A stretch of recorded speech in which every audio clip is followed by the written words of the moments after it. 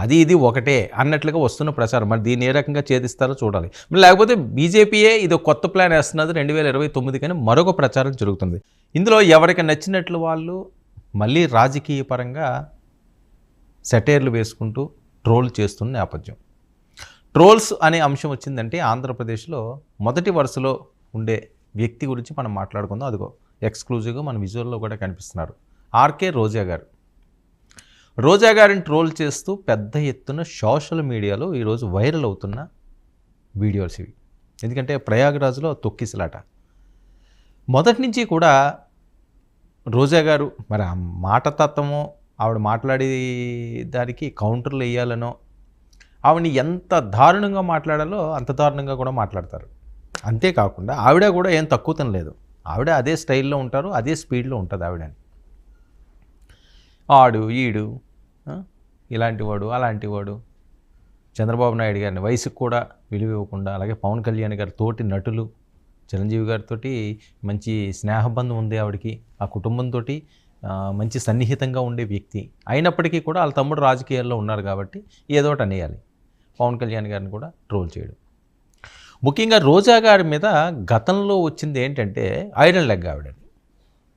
ఆవిడ ఎక్కడికి వెళ్తే అక్కడ మొత్తం సర్వనాశనం భూస్థాపితం అయిపోతుంది అని చెప్పి విపరీతంగా ఆవిడ్ని ఇబ్బంది పెట్టేవారండి. మాటల్లో కానీ లేకపోతే డైరెక్ట్గానే అనేవారు. దానికి ఆవిడ కన్నీళ్ళు కూడా పెట్టుకున్న సందర్భాలు కూడా ఉన్నాయి. ఇప్పుడు రోజా గారు ఆవిడేదో ఆ పుణ్యస్నానాలు చేయడానికి అని చెప్పి అక్కడికి వెళ్తున్నారని ఆవిడే చెప్పారు, మేము అక్కడ ఉన్నామని. ఆ రోజే మొన్న అది జరిగినట్లుగా ఆ తొక్కిసలాట, ఇదిగో ఈవిడ వెళ్ళింది, ఆ తొక్కిసలాటలో చనిపోయారు.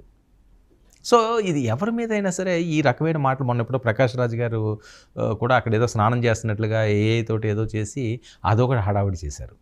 అంటే ప్రతీదీ కూడా ఏదో రకంగా ప్రజల్లో నాంచడానికి, వార్త రూపంలో వాళ్ళని క్రిటిసైజ్ చేయడానికి, ఇబ్బంది పెట్టడానికే చూసే ఈ దుస్థితి పోవాలి అన్నది ప్రతి ఒక్కరిని. అది ఎవరిని అన్నప్పటికీ కూడా అండి, రోజా గారిని అనివ్వండి, ఇంకొకరిని అనివ్వండి, ఇంకొకరిని అనివ్వండి.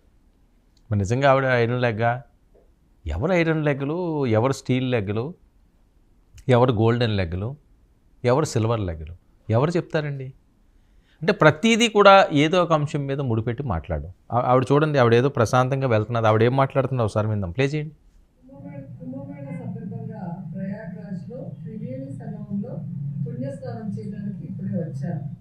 అదిగోనండి, ఆవిడ మాట అన్నారు, వెంటనే విజువల్స్ వేసేసారు. అదిగో ఆ తొక్కిసలాట. ఆవిడ ఇలాగ ఎంటర్ అయ్యాక ఇక్కడ తొక్కిసలాట జరిగింది, అందువల్ల ఇంతమంది చనిపోయారు. ఆవిడ లెగ్. ఇది కాదు కదా మనం ఇచ్చే మెసేజ్లు సోషల్ మీడియాలోని. విపరీతంగా ట్రోల్. అదిగో ఆవిడ ప్రశాంతంగా పుణ్యస్నానం చేస్తున్నారు. వివిఐపి కాబట్టి ఆవిడకి కూడా మంచి పరిచయాలు ఉంటాయి, నో ప్రాబ్లం. ఆవిడ ప్రశాంతంగా ఆవిడేదో భక్తిపూర్వకంగా ఆవిడ స్నానాలు చేసి ఆవిడేదో పుణ్యస్నానాలు చేసుకుంటే ఆవిడ వస్తే ఆవిడ లెగ్ వల్లే ఇలా జరిగిపోయిందని చెప్పి ఆవిడని ట్రోల్ చేయడం. మరొక అంశం, ప్రయాగ్రాజ్లో జరిగిన ఈ తొక్కిసలాట వెనకాతల చాలా అంశాలు ఉన్నాయని కూడా పెద్ద ఎత్తున ప్రచారం జరుగుతున్న నేపథ్యం. ఎందుకంటే అక్కడ చనిపోయిన వారి సంఖ్య ఎంతన్నది ఇప్పటికీ కూడా ప్రభుత్వాలు స్పష్టంగా చెప్పట్లేదు. చాలా పెద్ద ఎత్తున ఈ తొక్కిసలాటలో చనిపోయారని, అంటే బీజేపీ ఎన్డీఏ ప్రభుత్వానికి ఇది చెడ్డ పేరు తెచ్చే విధంగా ఆ మరణాలు ఉన్నాయి అని. సో దాని మీద అయితే పెద్దగా మీడియా కూడా ఎక్కువ సరే, ఇలాంటి ఈ క్రౌడ్ ఉన్నప్పుడు కొన్ని సంఘటనలు జరుగుతాయి. ఎక్కడ దాకా ఎందుకండి, అక్కడ 100 కోట్లు అంటున్నారు, ఒకరోజే 3 కోట్లు వచ్చారంటున్నారు, 10 కోట్లు అంటారు, 20 కోట్లు అంటారు, 30 కోట్లు అంటారు. సుమారు 100 కోట్ల మంది దగ్గర అక్కడ చేస్తారంటున్నారు. 100 కాదు, 10 కోట్ల మందో 20 కోట్ల మందో అనుకుందాం. 20 కోట్ల మందో లేకపోతే 10 కోట్ల మందో ఒక దగ్గర గ్యాదర్ అవుతున్నారు అంటే జరగకూడదు. జరగడం వల్ల చాలా దురదృష్టకరం. మన తిరుపతి ఘటన మనం చూస్తే, తిరుపతిలో వైకుంఠ ద్వార దర్శనం రోజున టికెట్స్ దగ్గర అక్కడ కూడా అంతే కదా. అది ఇంకా పెద్ద గ్యాదరింగ్ ఏం కాదు, లక్షలు ఏమీ లేరు అక్కడ. మరి అలాంటి ప్లేస్లోనే జరిగింది. ఇంతకుముందు గోదావరి పుష్కరాల్లో జరిగింది. అంటే దీని మీద పాఠాలు నేర్చుకోవాలి, అధికారగణం పాఠాలు నేర్చుకోవాలి, ప్రభుత్వాలు చిత్తశుద్ధితో ఉండాలి. నిండు ప్రాణాలు కదండి, ఏదన్నా తీసుకురాగలం. ఆస్తులు పోనీ అనుకోండి, మళ్ళీ సంపాదించుకోవచ్చు. ఏది పోయినా మళ్ళీ తిరిగి వస్తుందని ఒక ఆశ ఉంటుంది. ప్రాణమే పోతే ఆ కుటుంబాన్ని ఏమిచ్చి ఓదార్చగలరు? ఒక పుణ్యస్నానాలకు వెళ్ళి డెడ్ బాడీ వెనక్కి వచ్చింది అంటే ఎంత దారుణం అది. ఎవరు చేసిన పొరపాటు, ఎవరు చేసిన తప్పుకో ఎవరో బలైపోతున్నారు అన్యాయంగా. మహిళలు ఎక్కువ మంది చనిపోతున్నారు. ఇప్పుడు ఆ కుంభమేళాలో జరిగింది కూడా అసలు చెప్పి ఫిగర్లు కానే కాదు అంటున్నారు. దీనికి అక్కడ జరిగిన దానికి అసలు సంబంధమే లేదని అంటున్నారు. మరి దానికైతే ఎన్డీఏ ప్రభుత్వమే సమాధానం చెప్పాలి. ఇది మనం అన్నది ఏం కాదు, ఎవరినో విమర్శించాలని కాదు. ఇప్పటికైనా సరే జాగ్రత్తలు తీసుకోవాల్సిన అవసరం ఉంటుంది. ఇంకా రోజా గారి అంశం, ఇంకా ఆవిడ ముందుగానే నేను చెప్పినట్లుగా ఆవిడ కాలు పెట్టింది ఎక్కడ కాలు పెడితే అక్కడ మసైపోతుంది. గతంలో కూడా ఆ రకంగానే అన్నారు. ఏదో తెలుగుదేశం పార్టీలో ఉన్నప్పుడేమో తెలుగుదేశం పార్టీ ఏదో ఓడిపోయిందని, నెక్స్ట్ ఏమని కాంగ్రెస్లోకి వైఎస్ రాజశేఖర రెడ్డి గారి దగ్గరికి వెళ్ళినప్పుడు అక్కడ ఏదో జరిగిందని, ఇలాగ నానా రకంగా ఆవిడని ట్రోల్ చేశారు.